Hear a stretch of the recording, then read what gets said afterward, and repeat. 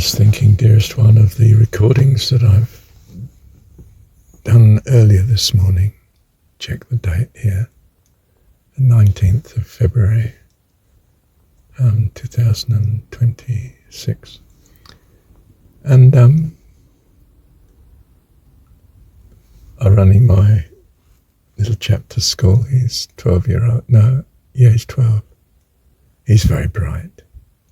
And he's talking away to me, and he hasn't talked to me except for the last time I was at the time before. Chatted a great deal. And today he chats a great deal. And I'm thinking, of course, how do I encourage him and so on? And I don't have to because he knows I'm accommodating him waiting in the morning. He wanted to go in a bit later because he's not with Aria now, my daughter, which is a shame, but I can't do anything about that at the minute. And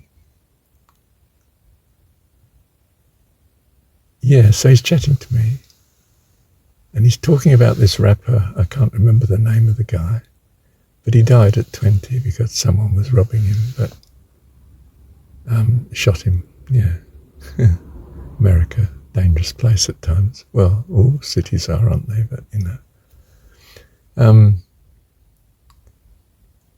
But what a good chap this rapper was, how he related to his young people that followed him.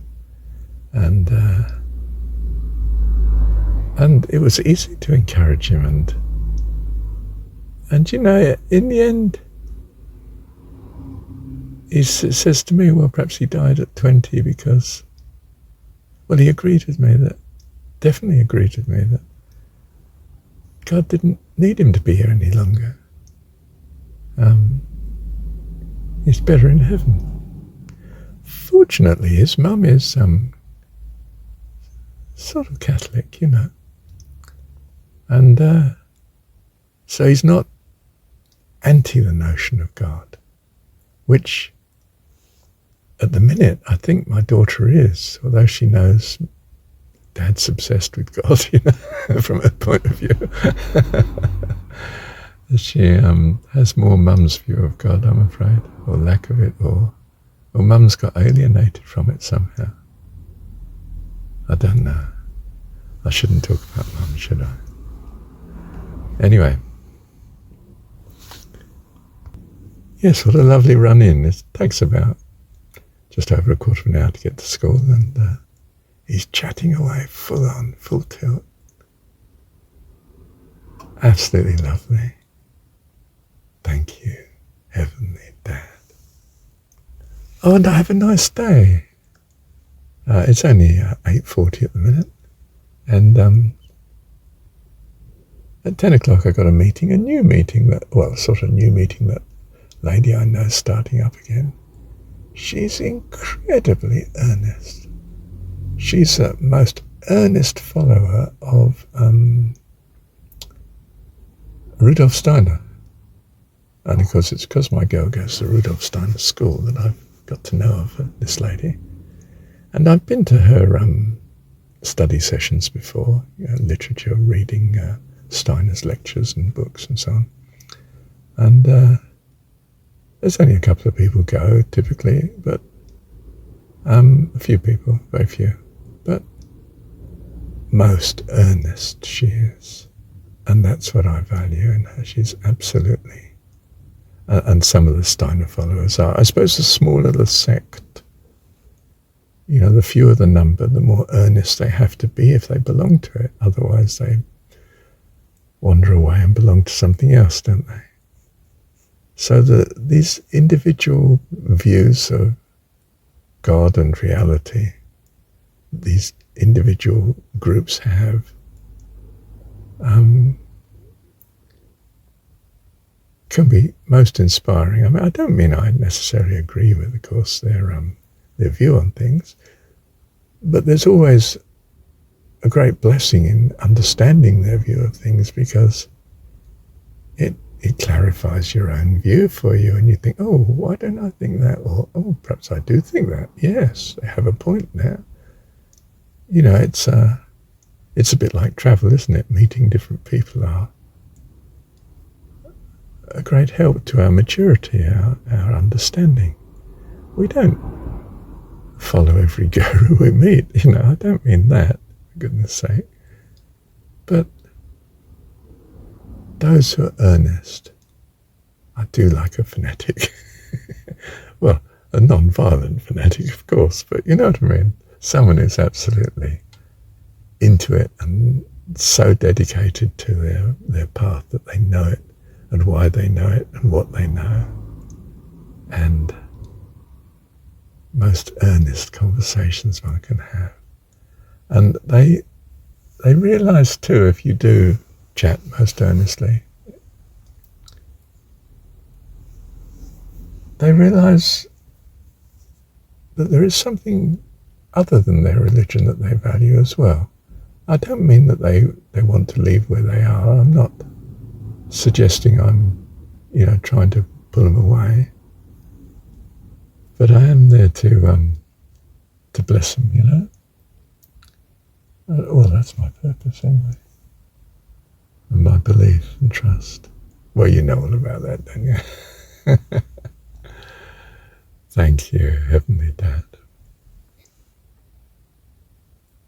I used to say, I feel that God's just giving me a lovely day. You need to feel that too, love. Every day is given to you by God. When you become alive to His goodness, you start to fly.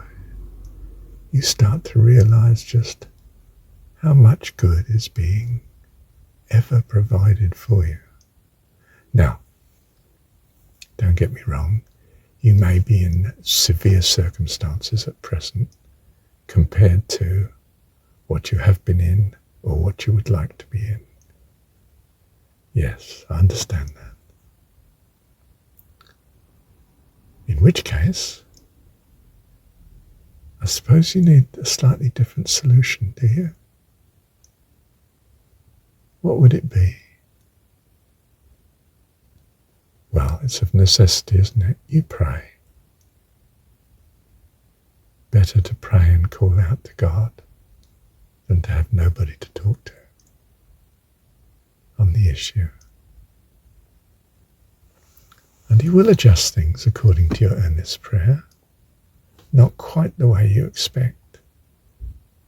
But if you're alive to it, you'll realize when it comes. Otherwise, you may just dismiss it as good fortune and you were rescued by chance. But that would be such a shame if it's God that rescues you.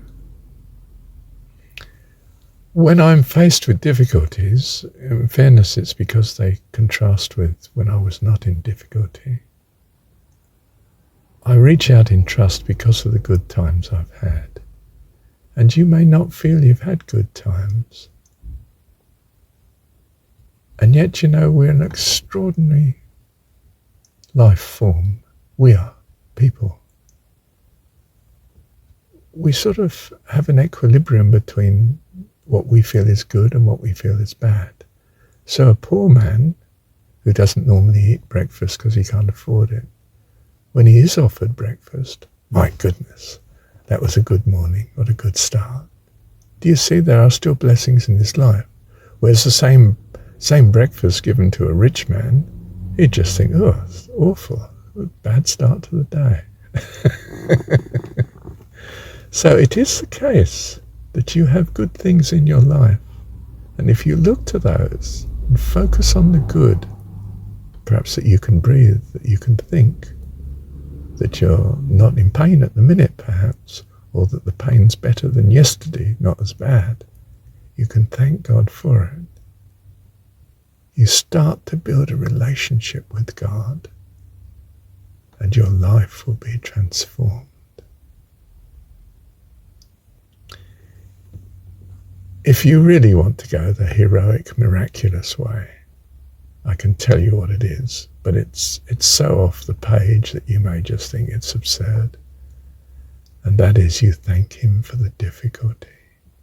Now, I hesitate to say this because I probably couldn't deal with the difficulty you're dealing with. I know that. All I can say is that with the difficulties I have faced, they've been transformed by me thanking God for them. Transformed often in a miraculous way, and I mean miraculous, off the planet. You just can't believe that that was going to be the solution. But I hesitate to say this to you because it's so hard, especially if you haven't been practiced in thanking him for minor difficulties. How could you thank him for major ones? That's just too much to ask. But it is the key to miracles. And he is a miraculous God. I hold that all this reality as we see it is just his thought.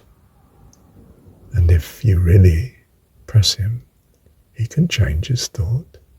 Not necessarily the way you conceive of it, but a way that's great blessing, even as you see it. But it's just to build a good relationship with him so that you might come to heaven. Life eternal. Jesus' story is, I am come that you might have life and have it more abundantly. How could he say that when he was going to be crucified and probably knew it? In the story context, he knew it, didn't he? Mystery. But that's what he said. There's something incredibly inspiring about this story. Don't read it with some preconceived notions of God and Christianity. Just read it as a story about a hero, Jesus, in a world that was 2,000 years ago, and probably fantasy world, quite honestly. It's a historicity, not a reality now to us, isn't it? And it's a story. I don't think it's particularly history, but it's an inspiration, an astonishing inspiration. Trust in the Lord with all thine heart, and lean not unto thine own understanding. In all thy ways acknowledge him, and he will direct thy paths. For thou wilt keep him in perfect peace, whose mind is stayed on thee, Heavenly Father, because he trusteth in thee. Thank you, Heavenly Dad.